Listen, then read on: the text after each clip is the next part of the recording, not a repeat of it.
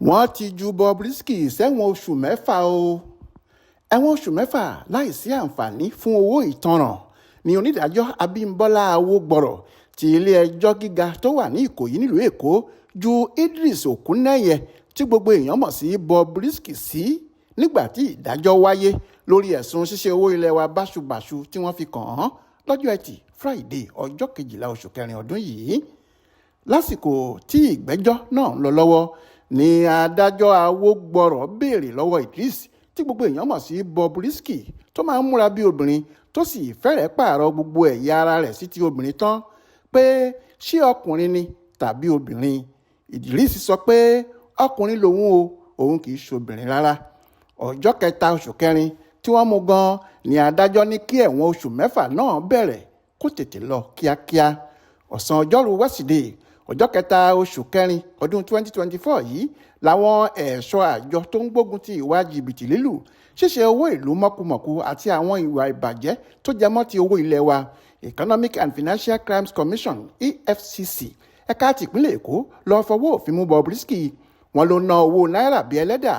ó ń fa àbùkù kan owó bébà ilé wa pẹ̀lú bó ṣe ń náwó yẹlẹ̀yẹlẹ̀ lójú agbo tó ń tẹ owó náà mọ́lẹ̀ lọ tó ń tẹ̀ mọ́lẹ̀ bọ̀ tó sì ń ṣe owó náà bíi bébà lásán. Àmọ́ lọ́jọ́ kejì tí wọ́n mú, ìyẹn tọ́sídẹ̀ẹ́ ọjọ́ kẹrin oṣù kẹta, wọ́n fún Bobrisky ní bẹ́ẹ̀lì bó tilẹ̀ jẹ́ pé ìwádìí lórí ẹ̀sùn tí wọ́n fi kàn án ṣì ń tẹ̀síwájú. Àmọ́ o, títí tí ilé ẹjọ́ náà fi ṣú kò ṣeé ṣe fún un láti san bẹ́ẹ̀lì ẹ̀. Wọ́n ní kò kúnjú òṣùwọ̀n ohun tí wọ́n ń béèrè fún lọ́wọ́ rẹ̀.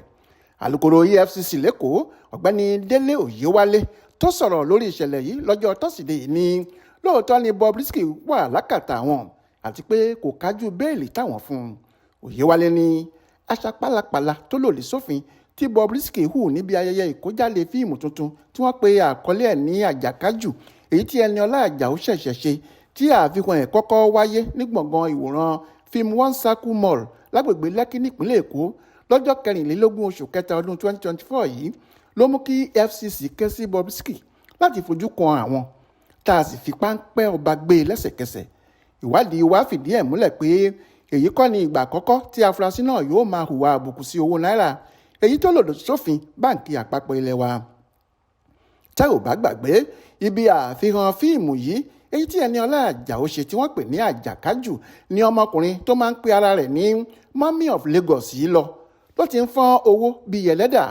Èyí ni àjọ tó ń rí sí ìwà àbàjẹ́ àti ṣe owó ìlú mọ̀kùmọ̀kù yìí EFCC torí ẹ̀ mú un pẹ̀lú àwọn ibi àpèjẹ míì tó ti lọ tó ti ń fọ́n owó tí wọ́n sì ní ó tún tẹ owó ọ̀hún mọ́lẹ̀ lọ́jọ́ kẹta oṣù yìí tí wọ́n sì fojú rẹ̀ bá ilé ẹjọ́ lọ́sẹ̀ tó kọjá. Bobrisky kò fà kókó kóòtù ṣòfò tó fi ní òun jẹ̀bi àwọn ẹ̀sùn tí wọ́n fi kan òun yìí, tó sì ní kí ilé ẹjọ́ ṣíjú àánú wo òun pẹ̀lú ìlérí pé òun kò ní ṣe bẹ́ẹ̀ mọ́ àti pé òun yóò lo àǹfààní pé òun jẹ́ ìlú mọ̀ọ́ká láti fi polongo fún àwọn èèyàn pé kí wọ́n yéé ṣe owó ilẹ̀ wa báṣubàṣu.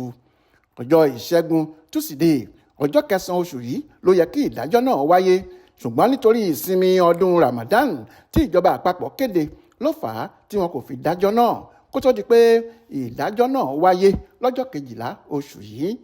Jọkẹ́ Àmọ̀rí ló ṣàkójọpọ̀ ìròyìn ọ̀hún fún Aláròyé online television.